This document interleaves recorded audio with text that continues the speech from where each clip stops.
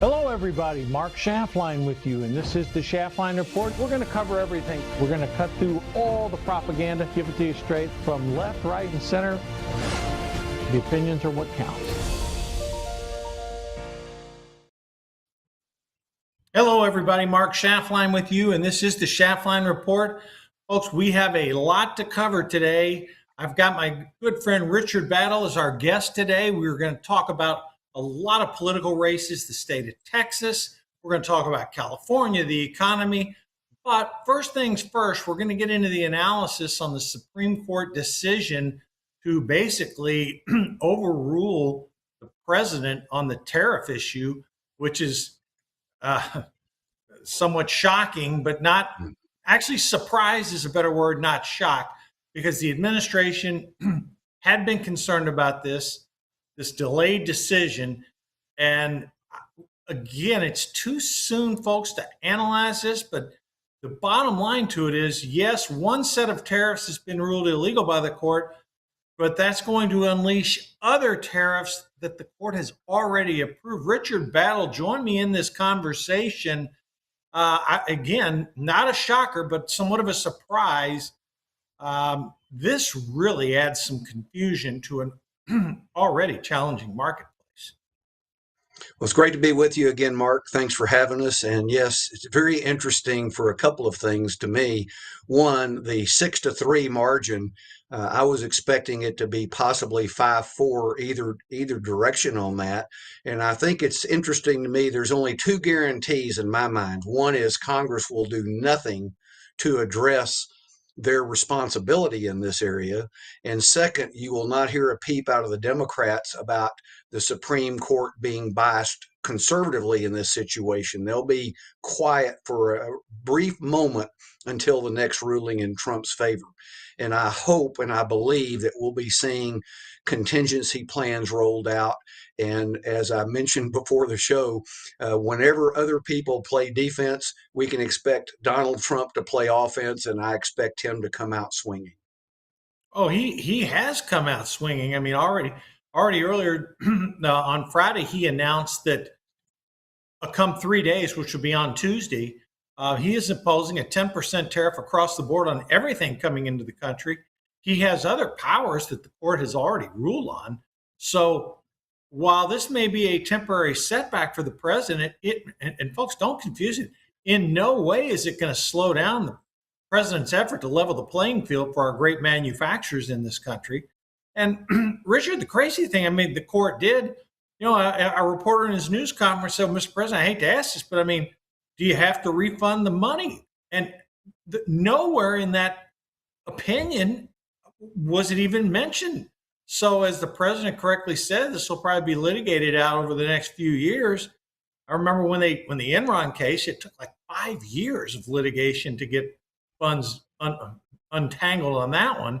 It's a little bit different situation, but he unequivocally said tariffs are not going to stop. They're going to be renamed, reconfigured. I think he used the term licensing, but he has come out and made it crystal clear. And some foreign leaders have said, we may get higher taxes from these tariffs now.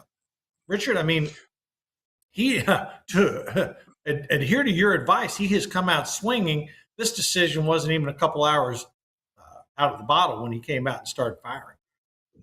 Well, and I think the Democrats and the media are going to declare victory regardless of how big or how small it is, because they're searching for anything that they can declare victory on. So I think that's one of the things that we'll see as well in this situation. Yeah, I think you're right on that. Well, folks, that's the tariff story. It happened on Friday. More information will come out about this. The markets, Richard, didn't seem to be up or down. I mean, they were basically flat on the news, up a little bit, down a little bit. So you still have the S&P 500 hovering just below 7,000, it's around 6,800 and change. The Dow was above 50. It's now at 49 and change. So markets are not at all-time highs, but they're reasonably close. There was an expectation on Wall Street this would get struck down. But now what comes after it? The money that's coming into the Treasury is likely to continue. All right, Richard, one thing that we were going to gear our show around today, we're going to move off tariffs for a minute. We'll get to the economy a little bit. But There is a fascinating Senate race going on in Texas, your home state. On the Democratic side, we have Jasmine Crockett. We have, I think his name's pronounced Talarico. He's a state representative. She's a United States representative. Very tight. He's up a point or two. How do you see the Democratic side of this thing play? I know you're not an expert in Democratic politics, but you follow it so closely. Tell me what's happening with the Democratic side in this race, because the early voting has started, and I guess the primary concludes on what, March 3rd. Well, this is going to be fascinating to me because you have two people who don't have statewide name ID like some other people might. James Talarico's a local state rep from north of Austin. He's extremely liberal. He graduated from a seminary, so he'll push his Christian faith. But the only mainstream part of his Christian faith, in my opinion, is where he talks about the golden rule is basically to love God and love your neighbors. The rest of his positions are very, very liberal. If you look at his other political positions, they would not differ from AOC, from Bernie Sanders, from any of the very far left wing of the party. He's 36 years old. I believe he's very, very ambitious for national political jobs in the future. So it's going to be very interesting to see how he goes. Jasmine Crockett's 44. She's been a congressperson. What's interesting about her is she got redistricted out of her district as part of the redistricting that happened. And so she was looking for something else as well. She's very ambitious. She'll change her accents better than any actress I've ever seen out of Hollywood, depending on the crowd she's speaking to. She grew up in a upper middle class family, went to the top schools, very well educated. So none of this is an accident, very contrived like other politicians we've seen. I think she has got a big, and I'm saying this not as to denigrate her, but she's very big mouthed, if you will. She wants to make sure everybody hears her. And so it's going to be very interesting how that primary plays out. Do you have any predictions on the Democratic side, Richard? Because polling I've seen show it very closely. You know, he got a lot of publicity from that interview, that late night with Colbert that never aired. Well, it was almost like a strategy going in. Hey, they'll use the equal time doctrine. They won't show us, and we'll end up getting 3 million views. And he raised $2.5 million, and it never was on network television. If I were betting, I would be betting on Talarico. I think I echo that. I would. I think I might throw a few shekels on that one too. Cal Sheep, Poly Market. You can bet. You can bet on these things, folks. All right. Oh, yeah. All right. Now, to me, a far more fascinating and maybe problematic is the Republican side. You know, we have three people running. We have Wesley Hunt, we have John Cornyn, the incumbent, and we have Ken Paxton, current Attorney General. Richard, you have a current senator. He's been elected 4 times, John Cornyn, who votes with the president probably 95% of the time. And I remember what Ronald Reagan used to say when he talked about if he could get, 80% of what he wanted, he'd be really happy. What has John Cornyn done to deserve a primary challenge from both Paxton and from Hunt? Well, I think that's a great question. And I've seen more of John Cornyn in the last 2 months than the last 2 decades. So to me, it's very interesting. I kind of define him as the Mitch McConnell of Texas politics. Like he grew up and was in the student council in high school, and so now he's in Congress, in the Senate. And so it's a game, and it's all about the game, not getting things done.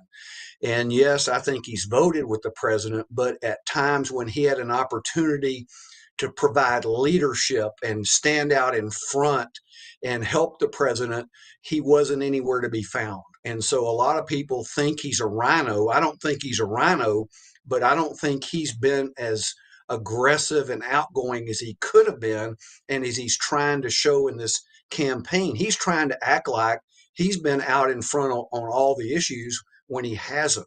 Now, Wesley Hunt, well-spoken, young guy, right on the issues, but they're hammering him right now because he's missed so many votes, much more than the average. And people are saying, if he can't show up to vote, how can we count on him when we need him? Ken Paxton, he is 100% MAGA, but he has a lot of personal baggage. And much like President Trump, from the time he was elected Attorney General, he's been under attack for personal issues, and he was even impeached, but he was acquitted. And I think this is a very interesting race as well. I would expect a runoff with Paxton and Cornyn, but I think that the base in Texas wants new representation. The people that are politically connected want Cornyn to win. Well, the governor wants Cornyn, and yeah. I guess the question I had here's my fundamental question to you, and you know where I'm going with this. One of those two, Talarico, appears to have a slight lead. I think he's also going to win.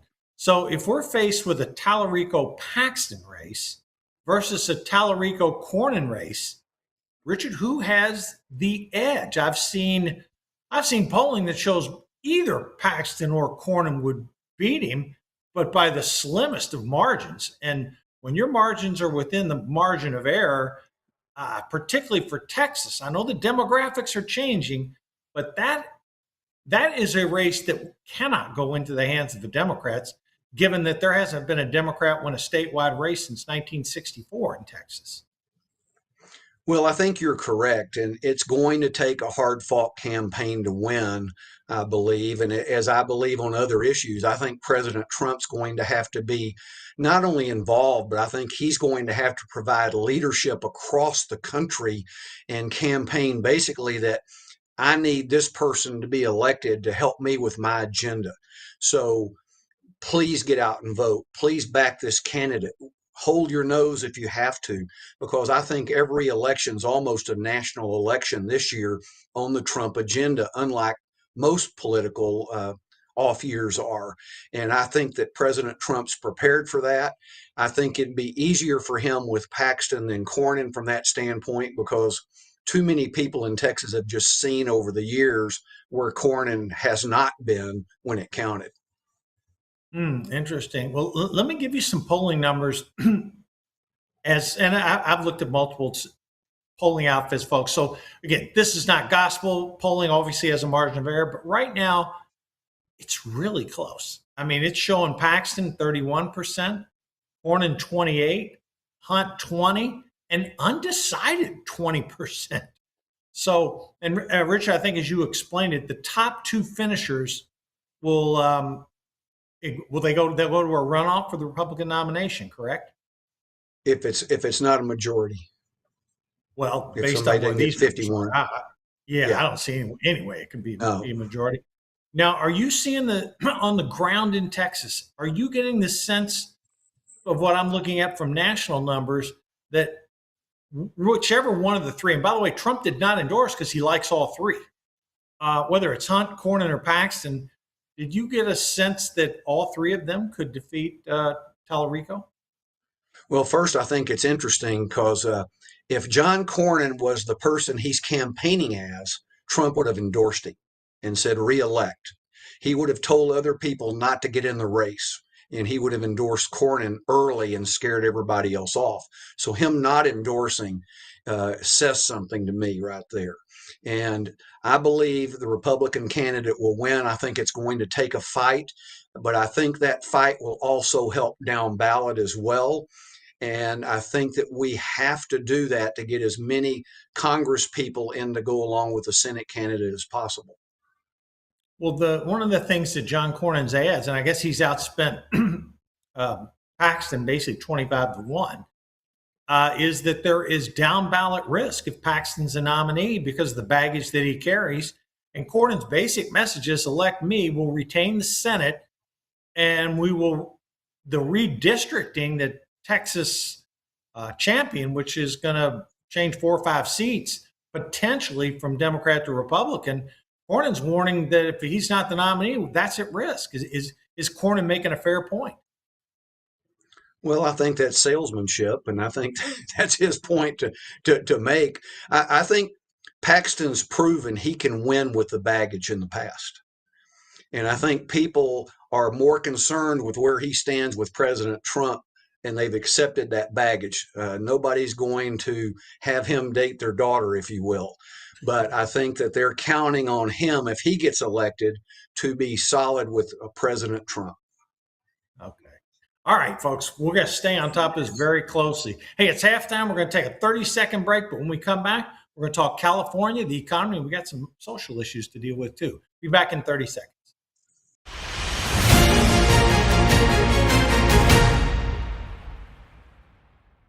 Sadie, why don't more people know about the health benefits of Glucodown soluble fiber? That it lowers blood sugar, especially after meals? Glucodown drink mixes are enriched with soluble fiber for healthy blood sugar. It's diabetic-friendly nutrition, and it's clinically proven. Glucodown's clinically proven soluble fiber helps maintain blood sugar in a healthy range, especially after meals. Glucodown is a game changer. Keep your blood sugar healthy. Try all 8 flavors of Glucodown. Available at Amazon or in the diabetic care aisle at your local pharmacy.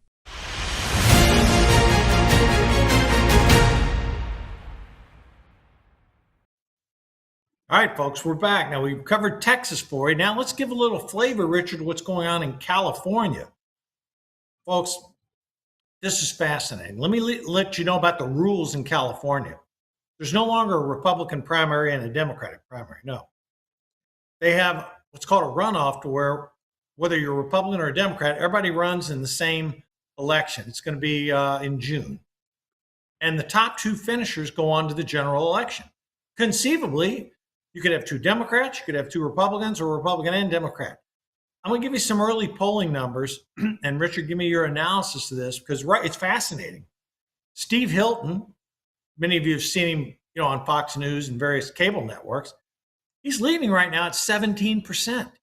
You think 17%? Well, here's who he's competing with.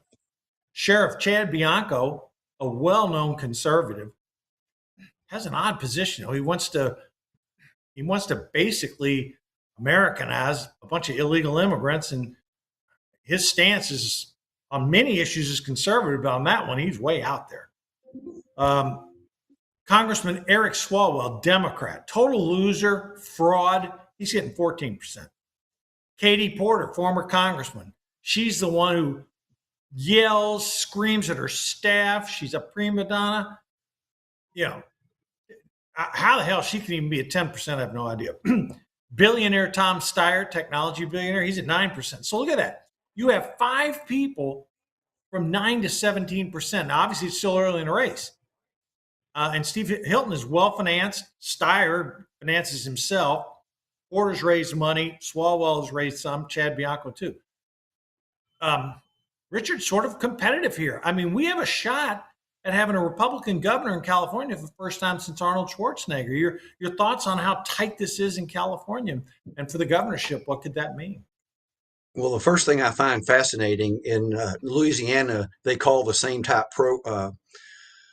election a jungle primary. But I've not heard that term in California yet. And you're right. You can have 2 Democrats, 2 Republicans in there. And generally, when I've seen that, it's been in states who believe it's only going to be 2 Democrats. They don't want to risk having 2 Republicans in there. I think the Democrat candidates are on the bottom end of the barrel. It's hard for me to even believe that they're there, and they can't even find somebody better than that.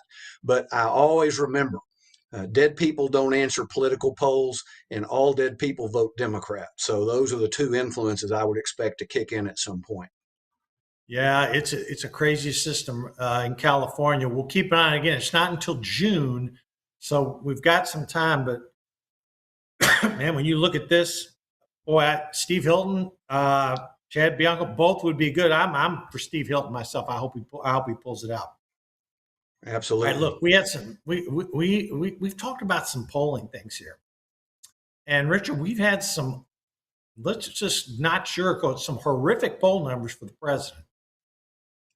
Excuse me. Now, some of these are coming from legacy media. We talked about that last week. But he's upside down on a lot of key issues: the economy, healthcare, even the way ICE conducted themselves. Not on the board, but on how ICE did. Now, he's made some changes. But where he's losing people, Richard, is younger voters. In the election, he won them 50 to 42. Now he's upside down 32-66. Richard, that's the bad news. The good news is Ken Towery's polling outfit. They, Insider Advantage, they were the most accurate polling outfit on the 2024 election with Rasmussen. They came out on Friday with numbers showing Trump's approval is 50 to 46. He's back up at 50%. There's a margin of error of 3.5%. So, Richard, what gives here? Some accurate, even Rasmussen, hey, got Trump at 46, up from 43 a couple weeks ago. So is Trump moving in the right direction now that he's addressed ICE? What gives here with this polling stuff? Well, and as I always like to remember on the polling as well, you want a snapshot of the election, but it also gives you a snapshot to drive fundraising. If you look good or if you look bad, you can drive fundraising. So I always want to play like I'm losing. I want to work until I run through the tape at the finish line. Never assume anything. I think the president needs to have an active campaign for young voters like they did in 24 so that they can turn those numbers around. But I also think that there's great numbers from the ICE activity and the deportations. I think people are appreciative of what's going on across the country from that, and especially in the minority communities along the Texas border that are legal American citizens. They feel a relief right now with the pressure being taken off and so many people being deported. And so I think that's going to solidify him with that voting base for sure. The economic numbers came out on Friday and they were mixed. I mean, we grew, the economy, gross domestic product grew at 1.4% in the fourth quarter. It was supposed to grow about 2.5%. The analyst said the reason for that was because of the government shutdown. Well, that makes some sense to me. Government spending was way down in Q4.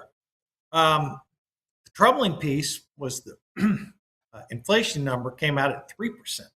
Now, this was what's called the personal consumption expenditures. I'm not trying to get too technical with you folks, but it basically indicated that inflation, which was trending down to like 2.2%, hopped up to 3% on an annual basis. That's not great, but you got a new Federal Reserve chairman coming in. They're talking about lowering interest rates. And if that GDP number pans out, which it has, and some of these growth forecasts are coming out from Q1, you will see further reductions in interest rates. And, you know, essentially we were talking tariffs earlier, sort of a moot point now, but the Federal Reserve in New York said most of consumers paid the tariffs. I've got news for you. A lot of producers would take exception to that. Richard, humorous story on the economy, and I've got to get your opinion on this. Mondami's plan to give free food to people in New York City, the free grocery store, and his tax plans, they're already meeting a lot of resistance. I mean, people had to stand in line for hours to get tickets to get into the grocery store. They ran out. The food was running out. People are saying this tax plan is nuts. Hochul's not even going to put it on the ballot. But Richard, what do you make about Comrade Mondami, his first couple months in office here? Well, my favorite Yogi Berra quote is, in theory, there is no difference in theory and practice. In practice, there is.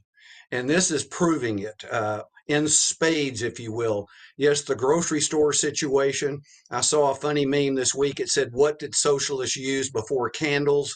And the answer was electricity. And when you drive these taxes like they're doing, you're going to drive activity down. It's interesting. Yeah, you can have free groceries, but there aren't any.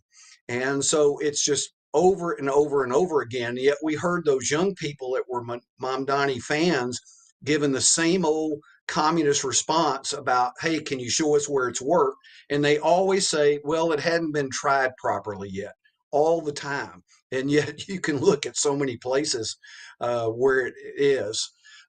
The other thing I think is interesting is Mamdani coming in and basically trying to hold up the legislature and the governor for money and threatening the governor and the legislature that if you don't give us this money, then we're going to have to raise these taxes, property taxes, et cetera. I think that's pretty ballsy of him to try to go in there and do that right off the bat. You know, even Kathy Hochul, the governor, who's a lefty, said, no, we're not going to do that on the state level. So he's sort of almost like a man on an island. He's surrounding himself with socialists. He's got the support of Bernie Sanders and AOC. But I mean, if they're going to implement high taxes on top of already high taxes, good luck with that. I mean, the beneficiaries will likely end up being the state of Florida as more New Yorkers flee. We haven't seen evidence of that yet, but you know, that surely could happen. But you know, well, I think it's interesting that Go ahead. I was going to say, I think it's interesting. The New York City budget's almost $10 billion a year greater than the Florida budget. And they've almost got 3 times the number of people in Florida than New York City. That ought to give people an indication. And then to me, the head scratching moment of the week has been when Steven Spielberg announces that he's evacuating California. And is he going to Florida? No, he's going to New York. And I'm thinking, you're going from the frying pan to the fire because they're getting ready to do things even worse than what California's done. Yeah, what Richard's referring to is the billionaires tax, 5% tax on whatever their net worth is. And a lot of them don't have the money to pay it, so they're leaving. All right, look, a couple of the closing points here. We know that the Ukrainian peace deal, that U.S., Russia, Ukraine, those talks collapsed. We predicted that was going to happen. Trump has the military ready if he chooses to use it with the Iranians. Richard, I think we got an issue with that, though. Although Trump he always does what he says. I'm not certain he's prepped the American people for what this would mean. Your thoughts on the readiness, and will Trump pull the trigger in the next 2 weeks, as he has alluded to? Well, I think you're exactly right that if there was a major attack on Iran today, most of the American people would be caught off guard. I don't think most of them are thinking about that at all. And I hope that he would do that as well. I hope there's alternative solutions where we don't have to do anything beyond a surgical strike or even that. But he's got to come out and say that this is a threat so great, there's no other choice for what we're doing, and we're the only ones that can do it, not only for ourselves, but for the world. I tend to agree with that statement. I just hope he preps the American people, because a surprise attack right now, while, again, he put the credibility on the line, saying if we don't negotiate a deal, bad things are going to happen. I think a little bit of notice to the American people would be helpful, because they supported him when they went with the Israelis and knocked out the nuclear facilities. Probably a lot of people are going to be saying, well, wait a minute. We already knocked out the nuclear facilities. Yeah, and we knew they'd rebuild, but it hadn't been that long. So, you know, sort of what gives here. All right. So I think we have a little bit of time on that. Okay. Final thing. We got about a minute to go, Richard. You can't make this stuff up. I mean, I see a story the other day on CNN about a Savannah, Georgia woman. She was killed by a criminal illegal alien. ICE got him. He grabs a car, tries to get away, slams a woman, teacher from Savannah, kills her. CNN runs the title basically blaming the woman killed while trying to invade the ICE guy, and basically saying it's ICE and the woman's fault that they got killed. How do you make this stuff up? I mean, this is crazy talk.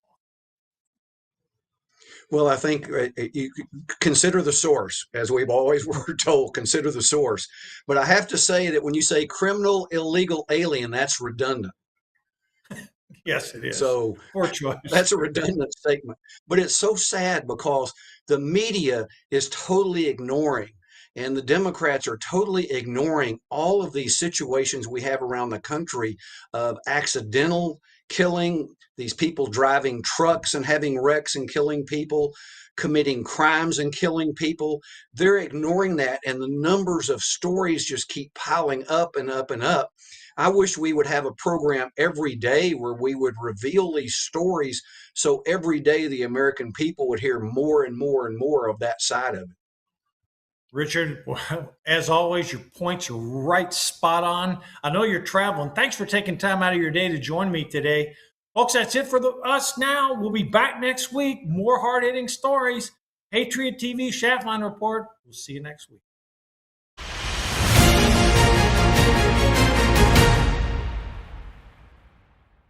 AI is everywhere, but none of it does everything. Until now, meet Real Intelligence, RI, the one AI that does it all better. It generates cinema-quality 4K videos, unreal images, and award-worthy music, all in one platform. RI even writes code and handles advanced research at your command. No more juggling multiple apps or settling for less. Your creativity deserves one powerhouse.